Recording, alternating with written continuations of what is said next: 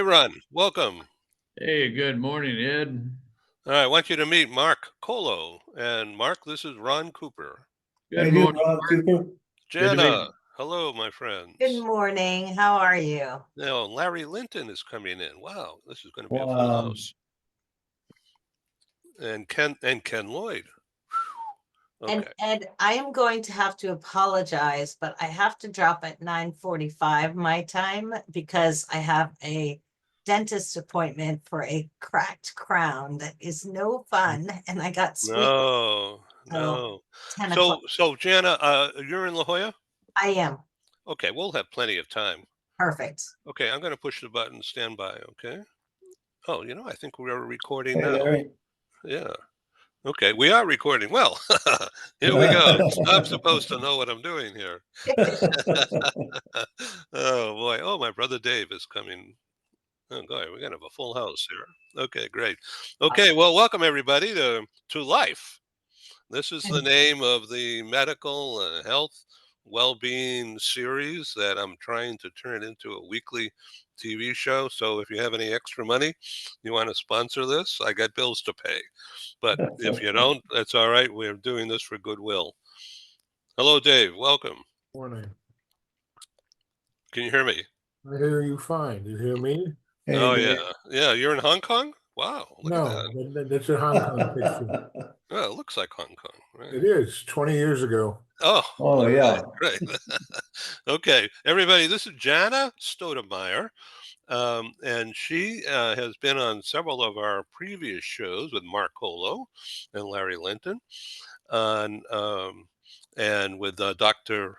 Fetterman and others. In the past, we're talking about space, zero gravity, medical research at the new space station. Now, you have since graduated out of Axiom into doing what, Jenna? Yes, so I'm actually very excited to share that I am working with a colleague of mine that I've been in the space industry with over the last 10 years, and we're starting a new business venture that is to be announced soon, but I can tell you that it's focused on building markets in low Earth orbit. So we're very excited. Building markets in lower orbit. Yep. Okay, so how far up is the new space station going to be? Is it a couple of 100 miles or more? Yeah, 250 miles up. So it's a replacement for the International Space Station.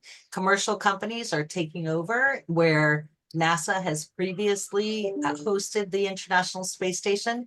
And there's several companies that are actually working on that right now. And part of this new venture is for us to be able to look at all of those capabilities that are coming into play and figuring out how we can continue the kinds of research that we're doing on the International Space Station right now that benefit life on Earth. This is great. This program, as you could tell, is being recorded by people who are sending their note takers. So be careful what you say. Okay, because I am not that good an editor, and some things are difficult to delete. So I want to welcome Larry Linton from Toronto. Welcome. Yeah, hi. Good to see everybody. Yeah, welcome Thanks for again. having me on. Mark Colo is actually in St. George, Utah, but it looks like he's under the Golden Gate Bridge, doesn't it? Hello, Mark. I move around a lot, Ed. Oh, I see. That's because of PD. There you go. Okay, you're a mover and shaker, right? I'm a mover Okay. and a shaker. All Literally. right, great. And Joseph from Dublin. Hello again, my friend. Hello again. Okay, so Joseph, meet my brother Dave. He's in the black shirt It is. and with a big hand on the screen. There we go. And Dr. Ken Lloyd in Studio City, LA. And he's an author, a well-known author of a book that I'm going to hold up here. I think you've seen this already on this show. Hmm. Ken, why don't you tell us about this book and how sales are going, and tell the audience.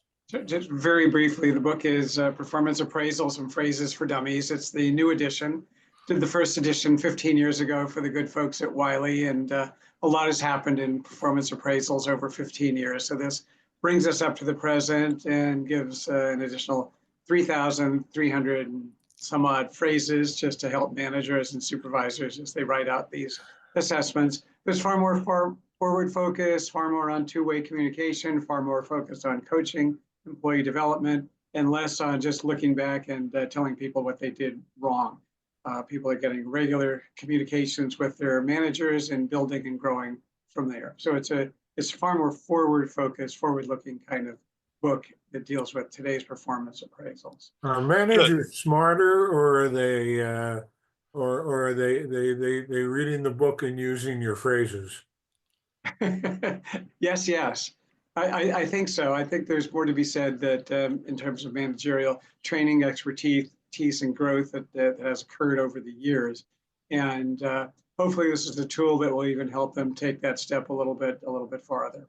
So really, I think I'm seeing higher levels of overall management in many cases, certainly not all. And those that do enjoy reading these kinds of books really are able to apply them. It's very much a hands-on kind of book, Mark. Are you finding that there's less of this killing the bottom 10% and rewarding the upper 10%? Or is there a much more uh, even approach, if you will, to reviewing workforce dynamics? Yeah, absolutely. The idea that was popular not too long ago of let's just let the bottom 10% go and put that aura of fear here. And also that generates an attitude and an atmosphere of competition among the employees. And, you need some help, but if I give it to you, you might do better than I do. I'm going to end up getting cut. So I'm not going to help you. I'm not going to give you advice. That has fortunately fallen by the wayside in many organizations. And rather than looking at the bottom 10%, if you will, I don't even like that way of looking at people. But if you're looking at those who are not performing well, rather than figuring out how do we get rid of them, how do we help them? How do we train them? How do we develop them? How do we realign them and help get their work up to where they want it to be and make the whole experience more satisfying and productive for them as well as for the company? So again, it's that more positive forward look as opposed to saying, all right, bottom 10, you're gone. That's really going by the wayside, as I said. I want to circle back to the space station, and the real reason for this broadcast today is to promote awareness of Parkinson's disease and how it's impacting people and how people impacting Parkinson's, in other words, taking more control of themselves and their lives. And this is where Dr. Jana Stoudemire has blossomed. She worked as a senior executive within this company called Axiom Space out of Houston, and to develop not only a new use for Prada designs for the space suits and the gloves, but it's actually more comfortable and probably safer for the astronauts, right? The people in space, isn't that right? Yes, so the spacesuit, the next generation spacesuit, which you will see when we return to the moon, to the lunar surface, is something that is just a marvel of engineering. I mean, if you remember back to the days when we first stepped foot on the moon, it was like the Michelin Man bouncing around up there and not being able to really move very freely. The new suits are basically helping to put the astronauts into a more flexible, they can walk, they can run in them on treadmills, they can bend down and pick things up. So they're, just next generation is kind of an understatement of what the suit looks like today compared to what it looked like before. And very much even the tools that were used, because the gloves were so big, right? The tools had to have large knobs on the end of them. And now it's much more of a flexible, feels like your hands. So it's a haptic touch and integrated sensors with all kinds of monitoring and communications. So I was introduced to Jana from Mark Colo. Mark Colo is co-founder of Find Neuro Help, a charitable organization, and through Mark, I met Larry Linton and Jana, and through Jana to Dr. Paula Grisanti, who's CEO of the National Stem Cell Foundation, who has been a guest on the show a couple of times. Um, I want to reintroduce my good friend in Dublin is Joseph McGuire. He's I'm going to let you explain in detail better, but he's looking at your face to see what kind of a person you are. He's all about facial recognition techniques and understanding. Joseph, say hi, please. Hi, Ed. Great to see so many familiar faces again, and an absolute pleasure to meet Jana and David. Um, yeah, what I'm essentially about is reading people's faces, body language, listening to what people say, and paying attention to what they're not saying, whether by intention or otherwise. Typically, I'm called to sit in on executive interviews. I'm helping people with negotiation. I do get called in where there are communication problems occasionally in organizations, usually where the manager is blaming the team or the boss is blaming the team. And I obviously have to be diplomatic and at the same time get the message across. So I probably could avail of Ken's assistance to quite some degree there. And that's something I should probably be looking at a lot more, actually. Um, I'm actually fascinated by Jana's work. Obviously, it's the first time I've come across it, but I'm old enough, as I guess several of us are, to remember the original moon landing, and in some cases even things happening before that. And I'm fascinated by the developments and how not just the developments themselves, but the thinking and the psychological, emotional development that has brought those changes about. So I'm really looking forward to hearing more. Jana, in the news this morning, or maybe it was yesterday, something about Neuralink. Is that surgery as a result of the zero gravity research? So that's a SpaceX initiative, and it's not attached to space yet, but it's a very interesting field that I'm continuing to follow as well.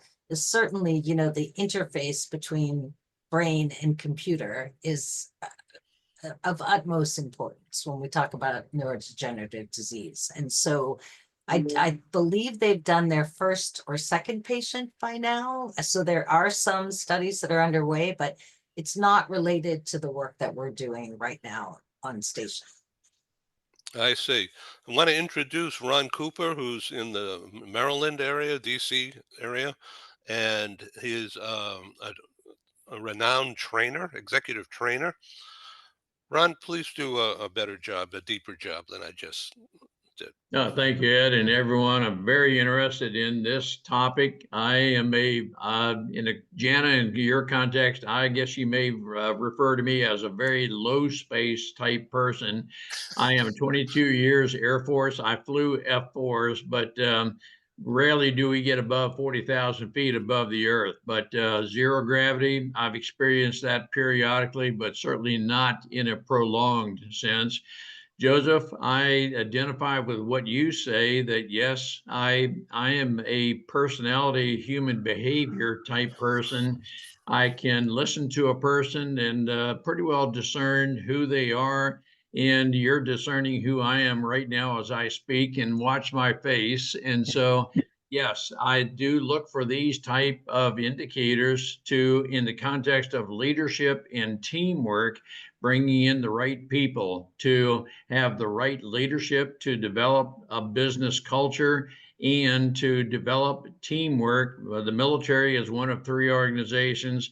Law enforcement and firefighters are the other two organizations I particularly admire in the context of teamwork. So that's a little of who I'm about, Ed, and everyone. Great, great. Yes? Somebody wants to say something? I'm trying to be a good host here. Yes, Mark Colo. I'll say something. I just totally love organizational behavior of any kind. I mean, I took courses in college on it. I loved it. It's the only course, this is the only course I ever got an A on in all my studies. Everything else was like B's, B plus, B minus. But I was so into that topic. And I'm very curious, Jana, how soon we're going to be able to play golf in a zero atmosphere, because I want to see how far I can hit that ball. So I don't know if you saw the clip, but there's a Japanese astronaut, Koichi Wakata, who is part of the Axiom Space team. And when he was on station, he played baseball with himself because he was able to throw the ball and then get to the other side and catch it. So Mhm. I don't know about golf, but it will be interesting to see what happens even from a sports perspective, right? Because there's going to be, I think that's one of the things that's really fascinating about thinking about space from a commercial perspective versus a NASA exploration only perspective. So you're going to see lots of changes in what happens. Mostly right now, it's that other countries who don't have space agencies actually now have access to microgravity through those commercial space stations that will be built, as well as launch vehicles. I mean, you see that all the time now with, private astronaut missions, and Axiom's private astronaut mission, the fourth one, will be going to the ISS in the end of May. So it's exciting to see that because it really opens the possibilities for everyone to be a part of this new, I like to call it world economy. I mean, because the definition of global is expanding to include 250 miles up. Out of this, so it's not out of this world. The world Sky is is no just getting longer the bigger. limit. Sky is no Right. longer the limit. No pun intended, right? Okay, so let me ask you a question. Research and science testing that's done in the space station in zero gravity, what happens when that test package or methodology is brought back to Earth? Yep. Yep. So one of the things that we have done with brain organoids through the National Stem Cell Foundation team, and as you mentioned, Dr. Paula Grisanti is a visionary in this area because she's looking for new ways to try to solve some of the challenges that we have here on Earth that we can't really, they're hard to figure out. So when we think of neurodegenerative disease, we think of it in a category that there's progress, but the progress is not as quick as we would like it to be. And so how do we accelerate that? Well, one way is we can look at it in a different environment. If you look at that biology in a microgravity environment, you see very different things than what you see here on the ground, which helps you to kind of change your perspective about how you approach those types of research studies that you would be doing. And we're really fortunate as a team because we've had now 6 flights to the International Space Station, where we've collected a lot of data looking at brain organoids from people that have Parkinson's, as well as primary progressive multiple sclerosis. So the link between those that's common is the neuroinflammation that occurs in any kind of neurodegenerative disease. In our last mission, SpaceX 30, we actually took that model and we looked at it for drug challenge as well. One of the things that we find is that those organoids mature faster in the microgravity environment. So they give us an opportunity to look at sort of an accelerated state of those organoids, which gives a great opportunity to say, well, what if you challenge that with drugs? Can you see maybe pathways that you wouldn't be seeing on the ground that help you to identify novel therapeutic options as well? So we're super excited we're going to publish on our SpaceX 30 results. We've already published on our SpaceX 19 results, and we have 2 additional flights, SpaceX 25 and the Axiom 3 mission, which were really interesting because we got to send up older organoids on SpaceX 25, and the AX3 mission was actually a mission that was shorter duration microgravity. So we're looking at all the different parameters of how you can look in microgravity and learn about what you're doing. But we're super excited because the National Stem Cell Foundation just received a $3 million grant from NASA to continue this work. So we have 3 more missions coming up that will allow us to also expand to look at Alzheimer's disease. So we're going to expand what we're looking at in these next 3 missions and continue to build out a model that will be the gold standard really for neurodegenerative disease, including drug challenge. One of the interesting sides of this, Ed, that I want to mention is that that model also can be used to look at what happens with astronauts and potentially developing countermeasures for long duration spaceflight. So we have a lot of interest from NASA, not only for the work that we're doing that benefits life on Earth, but also from how it could be used to help us to inform missions to the Moon and Mars in the future. Would it ever be possible for a person with Parkinson's to actually travel outer space? So believe it or not, there is an astronaut who was diagnosed with Parkinson's and went up to the International Space Station after the diagnosis. And there was sort of this urban legend that, well, he didn't necessarily tell the flight docs, right? The truth is he did. And they knew No. that he was going up there. And it was very interesting because one of the only things that, I've kind of heard the behind the scenes story is when he went to put his glove on for one of his spacewalks, he missed and one of his fingers didn't quite get into the glove the way that it should and caused a little bit of a problem. But, so I don't know that you won't see in the future as well with people being able to travel to space, people with neurodegenerative diseases, whether it's Parkinson's, diabetes. I mean, you're going to see people with cardiovascular disease. It's a whole different population that's now going to be traveling to space. And that's one of Yeah, the things that's really fascinating is that we get the opportunity to also not just look at what are the effects of long duration space travel, but what are the effects on sort of a normal population living and working in space for 6 months' time. And the Axiom 4 mission is actually starting that work on looking at people with diabetes. They're going to do some monitoring of blood glucose while they're up there. And eventually, hopefully there will be a diabetic astronaut that will fly as well. Yeah. Dave, do you want to yeah. comment? Uh, as one with diabetes, I'm not afraid of being in space, but my experience with NASA goes back to being in the space shuttle mock-up in Building 9 Yep, in Houston, yep. and learning from astronauts that one of the most important discoveries of early spaceflight was edible toothpaste. Yeah, absolutely. Water is a hot commodity on station. And so everything is recycled and anything that you can do without water is very nice. So That's right, but a prime rib dinner coming out of a tube is something new and different. exactly, exactly. Yeah. Well, it's interesting because there's also been some flights that have taken up disabled ambassadors, right? So people that have hearing or vision impairment or even amputees. And what's interesting is they talk about how freeing it is for them up there. The And microgravity does that.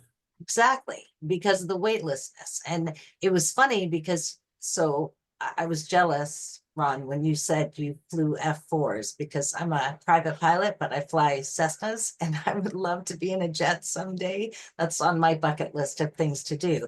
But when I heard about the vision impaired disabled ambassadors that were flying on suborbital flights. It was interesting to me because my first response is how difficult that would have been for them because they couldn't sort of see the horizon. And I was reminded by one of the flight docs that that's not an issue at all because they don't have a frame of reference for a horizon.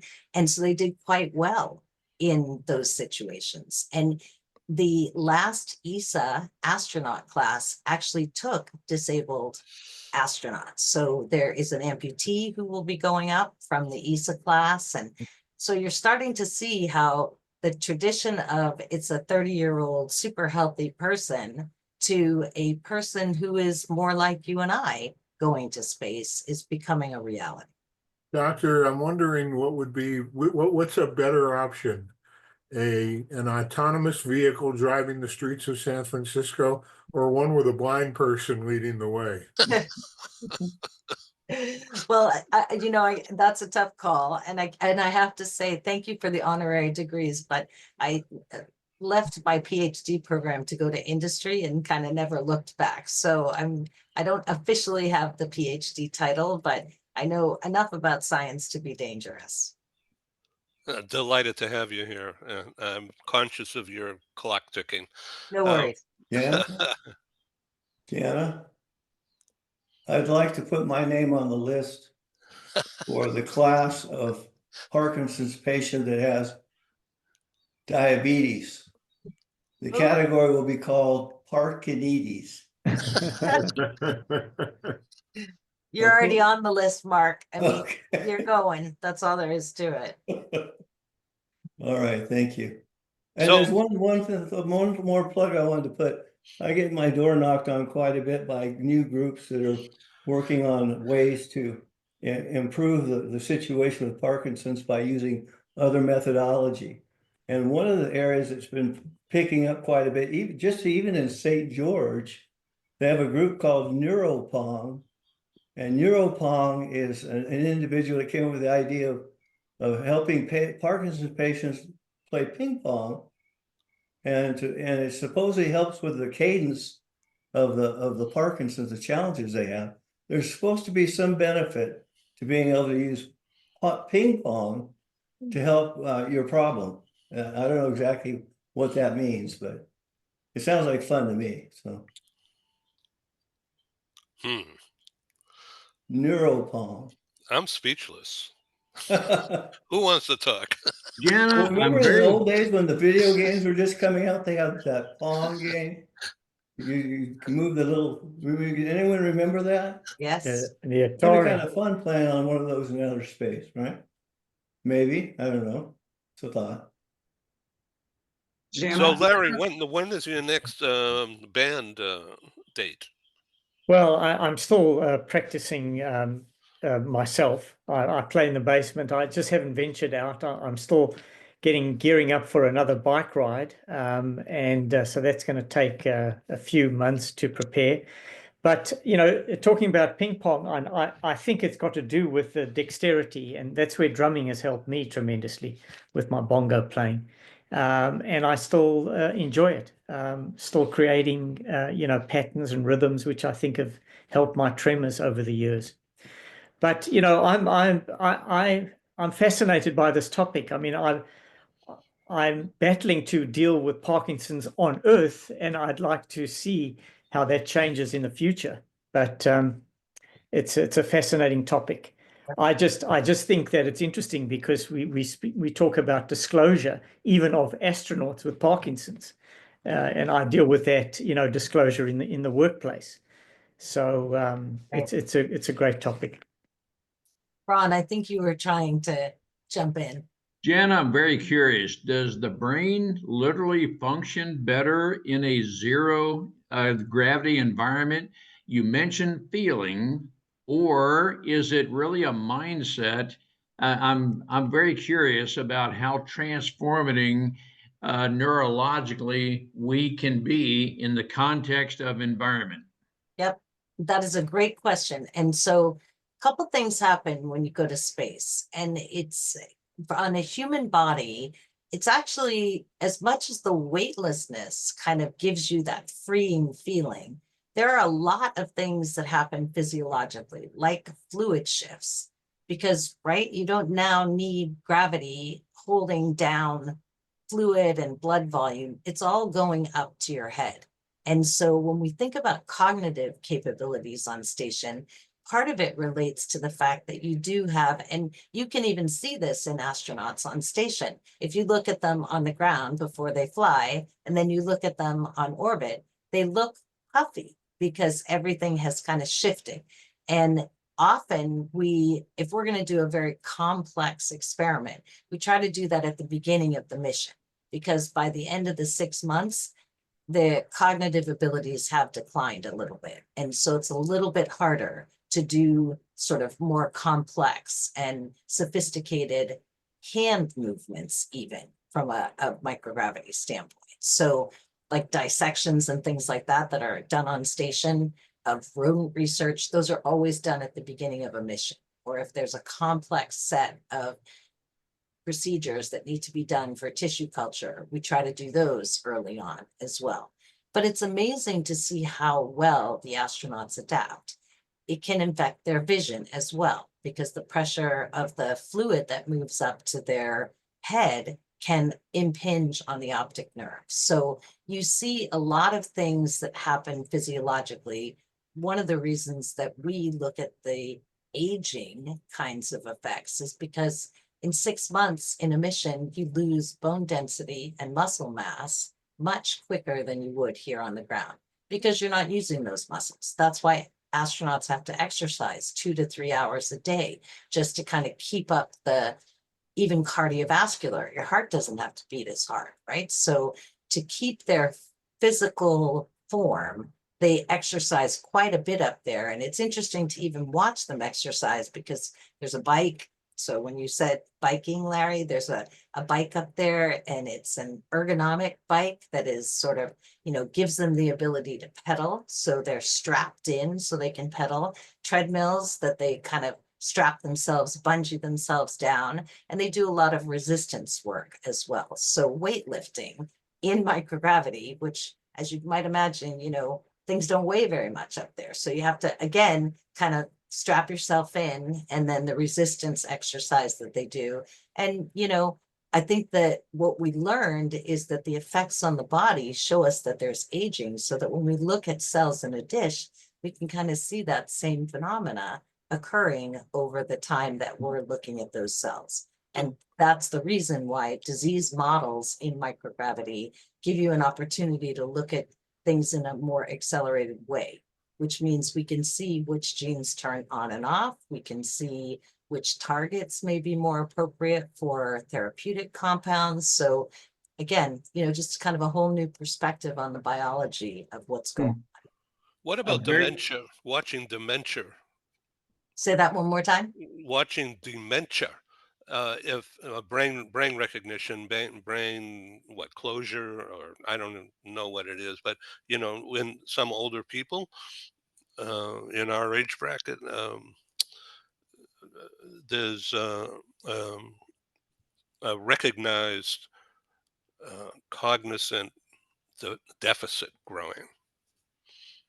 So there's a lot of testing that's done on astronauts. And in fact, it is one of the things for long duration missions that is of most concern, right? Because are you going to be able to maintain that cognitive ability as you travel further and further? So the longer distances, the moon is, and Mars, 1/6, 1/3 gravity, right? So you're looking even at different gravity situations. So a lot of the work that's done on the space station right now is trying to mimic some of those conditions to understand those cognitive functions. And there's a lot of pre and post flight testing that's done on a cognitive level of astronauts that travel, whether it's short duration missions like the private astronaut missions, or the longer 6 month to 1 year.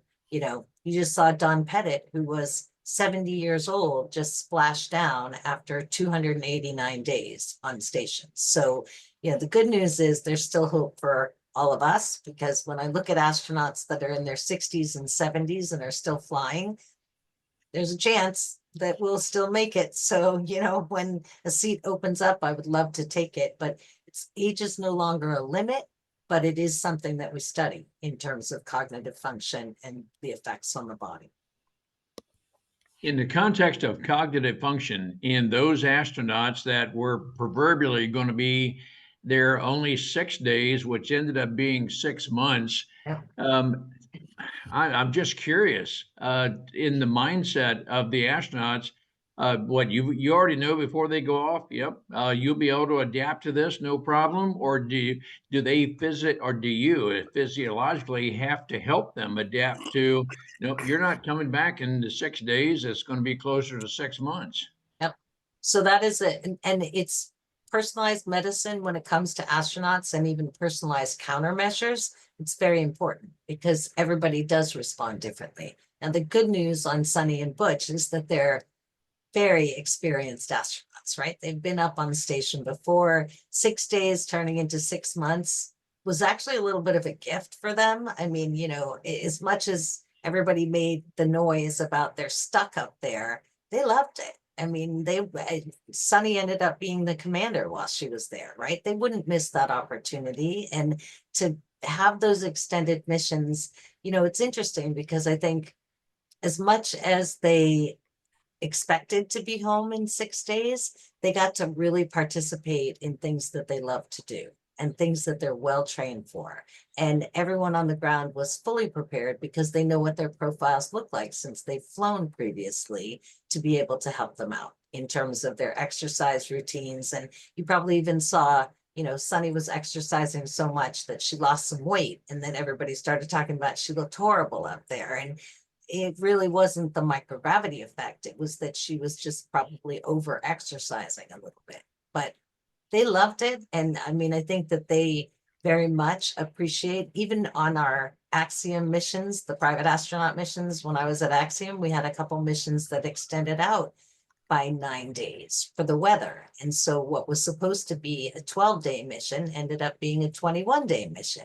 And they looked at that very much like, okay, I get an extra 9 days in space. And most of their work was already done. So it was pretty nice because they got to just look out the window, take lots of pictures. And, you know, that overview effect is real. I mean, when you see the planet from a different perspective like that, it makes you really appreciate when you come back and look at things differently. I really liked seeing Sonny's hairdo. So, you know, they talk about that all the time. And I don't know if you've ever seen Kate Rubins, but she's the blonde astronaut, and she used to let her hair kind of go a little wild up there as well. But the truth is that because of the fluid shifts, pulling your hair back is not always that comfortable. And so, and it also gives your hair more of a chance to kind of breathe because you're not getting to wash it very often. We were just talking about the, you know, toothpaste that doesn't require rinsing. Well, same thing with hair. So it gives your more air around the hair to kind of keep it a little cleaner than tying it back. So I know it looks a little, you know, crazy when you see somebody with long hair, and but it's comfortable for them, more comfortable. Hmm. Well, Dave, you wouldn't have that hair problem. No, no, but it's interesting because we've been in space a relatively short time, 60 years. And we've gone from shooting a rocket up in the air and bringing it back down, to putting men on the moon, to linking up with astronauts from another country, to the space station, which has now been around for what, 20 years, 25 years? Yes. And that's kind of hard to remember, but there are a lot of things that have happened that needed to stand on the, if you will, stand on the shoulders of the stuff that happened in the 50s and 60s and 70s in order for it to be happening today. And where we are in the next frontier, if I can be bold, would be what's happening now.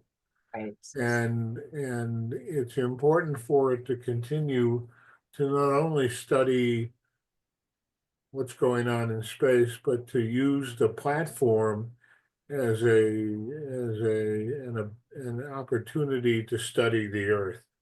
Absolutely. And, you know, well said, Dave, because it's just sort of this is the decade of results, right? We like to talk about the International Space Station as something that's been there. People have lived on the space station now for 25 years. And so when you think about the work that's been done, it's given us the opportunity to understand that there's a change in biological systems and in physical forces, and how we can now harness that power of microgravity to benefit life on Earth by doing things like looking at disease and what causes it, new potential treatments that not only can be used for diseases, but might be made in space, right? Things that we can make there that we couldn't make here, both from a technology perspective and from a biomedical perspective. We're going to change healthcare and technology in this next decade, and it's moving so fast now. I mean, to your point about 60 years, in the last 10 that I've been in the space industry, I used to go to Kennedy Space Center, and if there was one rocket on a pad, we'd all be pretty excited. Now you go down there and every pad is full.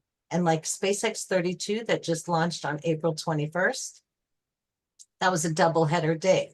So right after that rocket launched, later that day, there was another rocket that launched with satellites on it. And then 2 days later, there was another rocket that launched from Vandenberg. So when you look at the cadence of launch that is picking up and our access to microgravity and, things like Starship, when that's up there, that's a Dragon flight every week to space. So it's starting to look a lot more like what a commercial airline would look like versus rocket launches that were, we're all spoiled now because when we go down for a launch of either a private astronaut mission or a commercial resupply, whatever our science is on, you're sure that over the 3 or 4 day period that you're there, you're going to see something else launching while you're there. And that never happened before. So I think the progress that we're making in terms of understanding how to access space, those rockets, you can change them out in 24 hours or less now. So you just pull the engine, put a new engine in, and you go again.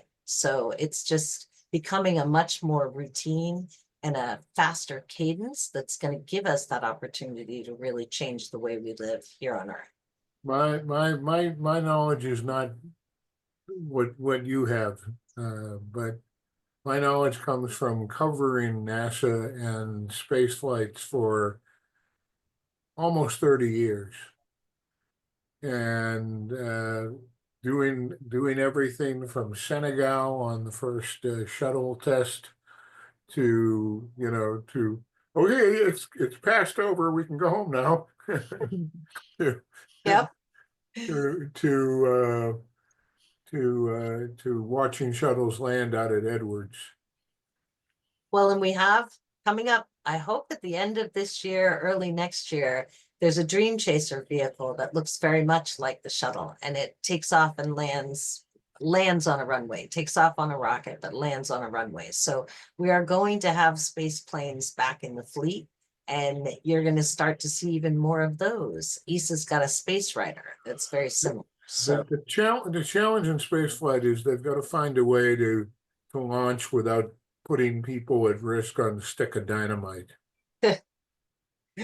well, I think that the track record that we've got so far is so strong now in terms of safety and reusability of rockets. I mean, we're up to SpaceX 33 will be the next mission at the end of the year that will be a commercial resupply mission. And I think the private astronaut missions now are up to 11 or 12. So people and cargo going back and forth on those rockets. It's fantastic to see, right? It is, and watching a launch, especially a launch in the evening, It's my favorite, is remarkable. right? Jana, thank you so much for your time here. I know you got to scoot. Does Thanks. anybody else want to say something to Jana? Ed, I'd like to ask one question, and Jana, I'm looking at time, 5 minutes max, but I'm going to ask you a question in the context of organizational culture. There was a problem in NASA and the infamous failed SEAL and so forth. Your answer to this may be, we might need to take this to a much larger, longer time, but how would you characterize the culture of leadership and so forth? Is everything, and from your perspective, very acceptable that, yep, we can discuss any idea anytime, and hey, I can disagree with, and but we're going to achieve the greater good? So excellent question and very timely because as you're probably aware, there's a new NASA administrator that will be hopefully confirmed on Wednesday. And it's Jared Isaacman, who is an astronaut himself, has done the Inspiration 4 missions and is very focused on commercial. Also focused on the NASA goals of Moon and Mars. And, in his testimony to Congress for the hearing that they did, he was very quick to say the public-private partnership is an important piece of this component. Budget, sure. And I'm pressed to see how on the current budget, we can actually get to Moon and Mars. When you think about when we landed on the moon, NASA's budget was 4% of the federal budget. Today, it's less than 0.5%. And so unless we really add some funding to be able to reach those lofty goals is hard. But the balance of commercial and what it can do to accelerate the pace of research, both for long duration spaceflight and building markets in low Earth orbit, it's tremendous. And so I think what you're going to see is a change, right, in the agency in terms of it's clear that it's not something that just NASA can do. Commercial spaceflight is very successful. As I just said, SpaceX 23 and 11 private astronaut missions, that's not NASA launching. That's a commercial company launching those rockets. And so when you think about that kind of pace, it just by default makes exploration research go quicker. So I think you're going to see a huge openness under a new administrator like a Jared Isaacman to say, how do we take the tools that we have that we're making into profitable businesses, keep them every bit as safe, but really achieve these long-term objectives of Moon and Mars. So I think it's going to be a super exciting time. Yep, I agree. Great question. Thank you, Ron. Thank you, Jana. Be well. Thank you. My pleasure. And I wish everyone the best. And please know that we are keeping all of you in mind as we do our research on station. And we're, like everyone, hoping to help to advance our understanding of neurodegenerative diseases like Parkinson's and help to maybe find some novel solutions as well. I look forward to having a live broadcast coming from space. We should tap you into our next mission. I'll keep you posted. Hey, Jana. That's Awesome. good. Take That's care. great. Okay, Jana, ciao. Bye, guys. Thank you. Oh, yes, Mark. Thank One you, of the Jana. clients I worked with for my career, 6 years career in transportation, was a client called JPL. Oh, yeah. And they contacted our company to help them relocate one of these Range Rovers to Mars. Yeah. And I can tell you, knowing from my experience, and Larry has some background on this as well, I'm sure, it's not easy to control these moving parts. I mean, it's human error is alive and well in our industry. So it's going to take a lot of oversight and a lot of effort to make sure these things come off like they should. I have to leave you with one final comment. So JPL is one of my favorite places because out of JPL came the Ingenuity helicopter, which to me is the most important advancement that NASA has made. Flight on another planet that has no atmosphere is massive. And that Ingenuity helicopter, so it flew off the Perseverance rover on Mars and literally was supposed to only fly 5 times. And if you could see the team that put this together, they're all like 20-year-old engineers, right? And you just think about like what it looked like in mission control, right? In the early days. And you watch these guys get so excited on that first flight. The helicopter flew 72 missions because at the end of the 5th mission, they said to NASA, please, can we fly it again? Because we really want to get more data. We want to learn. And they were like, okay, go ahead, keep flying. 72 missions later, and they're now making the 2nd generation of that will go up, and it's going to be even more capable of scouting the landscape. It's a fantastic achievement. Jet Propulsion Laboratory. Yep. That's great. Great. Awesome. All right, I got to drop, guys. Thank you. This has Good been luck great. with your procedure. Thanks. Take care. Thank you. All Bye, right. guys. Dr. Ken Lloyd, what is going on with you and your business? Well, we've gone from the sublime to the ridiculous, haven't we? It was wonderful listening to Jana. That was just terrific information. I'm continuing my writing, working on some other writing projects, continuing my executive coaching, and working at various levels in companies, primarily with individuals, not doing too much on the group side, and staying busy and enjoying it. Topic of organizational behavior always been my primary interest in organizations and human behavior in them. And as we know, when you pursue a career, it's nice to combine your real interests and passions with that job. So it's not just a job. but this is what you do, and you're not just simply looking at anything regarding paperwork or any of that, but the satisfaction that really comes from my standpoint from helping other people, and I really enjoy doing that. So keeping busy, and thank you for asking. Yeah, you bet. I want to make sure everybody knows each of your strengths, meaning the panel. Uh, Ron Cooper is an expert trainer. Uh, what do you want to say about how you are training teams these days? Oh, briefly, Ed, I am a public speaker and I do speak on human behavior, and it has to do with personalities. That's one thing, but how do we bring good, cohesive teams together? I leverage my military experience because we did function as a very cohesive team. In the context of my 300 combat missions, we had to be able to think ahead, plan ahead. You know the people in your flight, and your objective is to accomplish the mission while bringing everyone home safely. And to do that required a very cohesive team where we are all in the mission for the same purpose.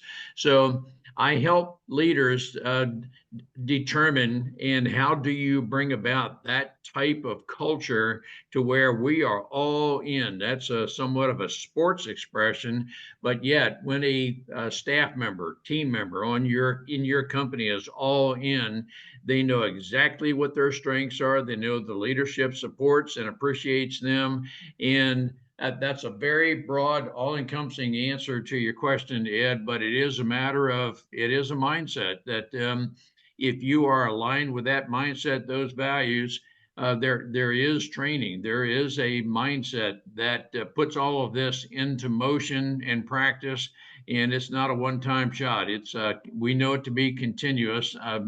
Continuous training is what the military is all about. Well, recently, Joanna and I were at an IMAX movie theater, and we watched the Blue Angels film, all about the cohesive training, extensive, split second, where everybody knew exactly what needed to be done in general, but they knew about what each person, each teammate needed to do at the precise moment. Fascinating. Well, and a lot of that, Ed, there's much longer explanation to this, but the flight lead in some cases is on the radio saying, smoke now, roll now. There's a narrator on the ground who may be making inputs as well. So we, as a very cohesive team, know exactly at the precise moment what we're going to do, when we're going to do it. I'm in charge of my aircraft, but as the flight lead, I've got to be smooth enough. I've got to be considerate of my wingman. And a lot said right there, Ed, but there's a lot of that is just so much pre-planning, training, and to some degree, it's all like the back of your hand. We who fly jets frequently say, I'm strapping the jet onto me. In other words, I know exactly what the jet is going to do, but it only does as I tell it to do, the throttles and everything else. But that's a lot of what the Blue Angel and the IMAX, what you saw. It is precision flying, and we each are working together as a very cohesive team. Thank you very much. Dave, when you were producing as technical producer of TV news, it's the same kind of thing, isn't it? It is, because you're dealing with a lot of individual elements that all have to come together that are run by the clock. I mean, when you have a 90-second commercial break, you got 90 seconds to reset your life, if you will, to fix anything that could go wrong or has gone wrong. But the way I put it better is, if you're producing a show that is scheduled to start at 8 o'clock on the button, it doesn't mean 5 seconds later, it doesn't mean 2 seconds earlier, it means 8 o'clock on the button. And you live your life to that moment. and everything is back timed to meet that tick of the clock. It's really an amazing concept when you see it all come together. A half-hour evening newscast would be the work of maybe 150 people, from reporters and producers to technicians to editors to engineers in the basement that get the signal out of the building. So it became much more complicated when you went on the road, because you didn't have the facilities and the comfort that you had, if you will, back home. So it was working together as a team, each team member understanding what their job was and what the job of the person next to them was, so that there was kind of a built-in backup, but it wasn't a backup per se. It was just another pair of hands in case you needed it at the time. Not like flying a jet, not like being a Blue Angel, but because if it doesn't work, the only thing that's going to happen is you might get yelled at. So, And the way to explain, I think what you just said is, I'm well trained, I will adapt, take me anywhere, I'm ready to go. And I have been around the world with a well-known anchor over the years, and sometimes it was good areas, sometimes they were shooting at you or shooting nearby.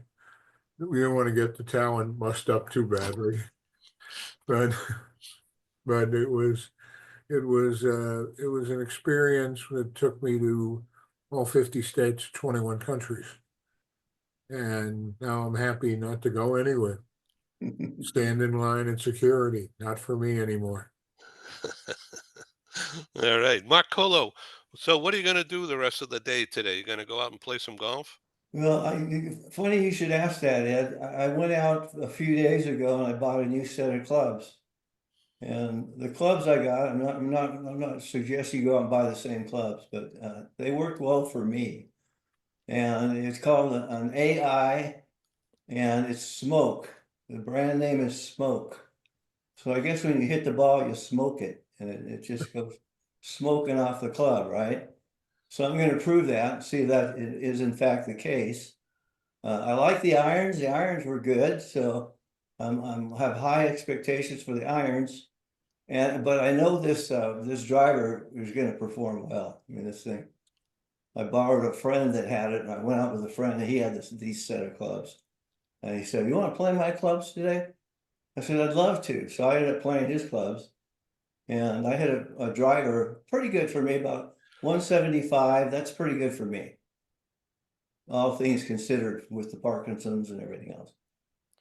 So, do you find this helpful to you to organize your direction, your mental control of where you're hitting the ball? Well, I do, I do, but this particular club has an element of being able to read where the ball actually strikes the face of the club. So as you make contact with it, it tells you exactly, it registers exactly where that contact is made. And then if you hit your next drive, for example, it measures wherever that ball hit. And by the end of the day, somehow it's supposed to adjust the face of the club. This is what I'm told. So it kind of uses kind of like an AI and get your alignments where it needs to be. Now, if that does that way, I'm pretty impressed. But we'll see. That's interesting. So, Dave, when you were playing golf, did you have that same success? I had some very good holes, and I had some very average to bad days. I can't play anymore. I don't have the shoulders to swing anymore. But my best day was a 73. My worst day was somewhere in the thousands. But and the day I had the best day was the second day. It was the second day in Hawaii. It was not like after it came after a month of playing every day. So is that up at Kapalua? Kapalua, yeah. No, that's beautiful. Kapalua, the old Yeah. village course. I Yeah, was so yeah, when you're on a ledge looking out at that island across the way there. Yeah, well, that I must have played the Kapalua courses more than 100 times over the years.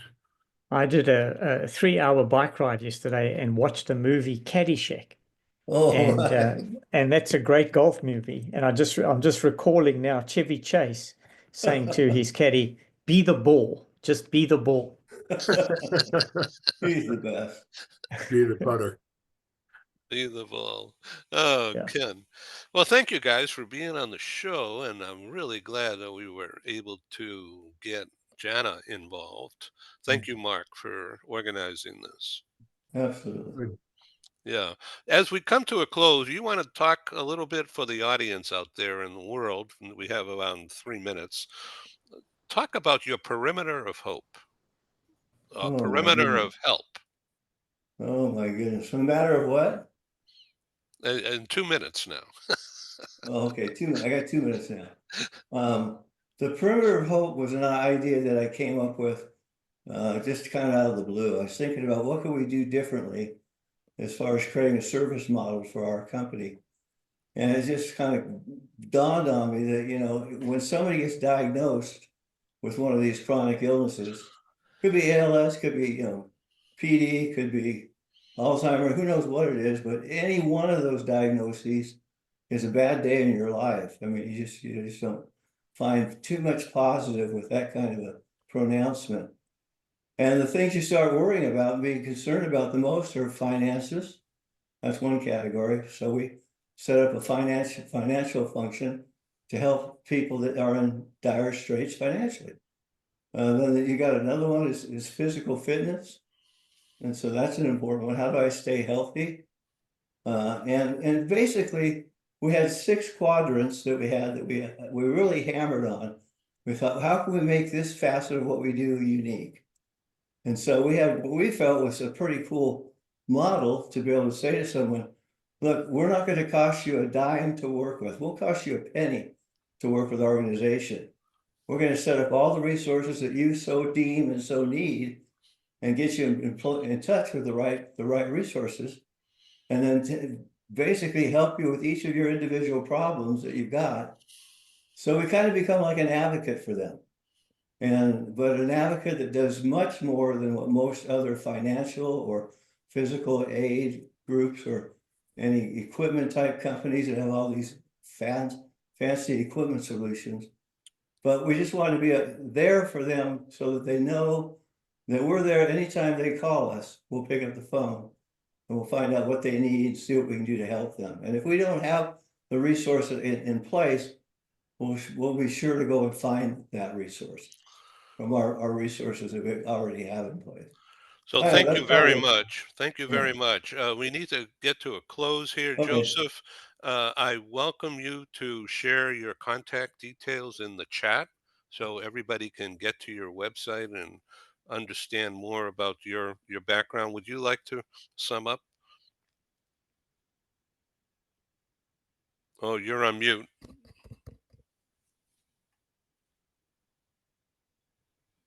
Yeah. Are you speaking to me, Ed? Yes, it does. Okay. I could mine, but it probably wouldn't be wouldn't be the most efficient use of anybody's time. Yes, just to say it's always such a pleasure, such a joy to be on these events, Thank you. because you invariably meet such fascinating people and people who are willing to share their expertise, their experience so openly. And I haven't been on any of them where everyone I've no, I'll rephrase. Every one of these events I've been on, everybody who's been a participant has been absolutely fascinating. Everybody's coming on and they're sharing. They're not just sharing their expertise, their experience, but they're coming on and they're bringing such a level of vitality with them. And I understand people may be struggling with different ailments, etc.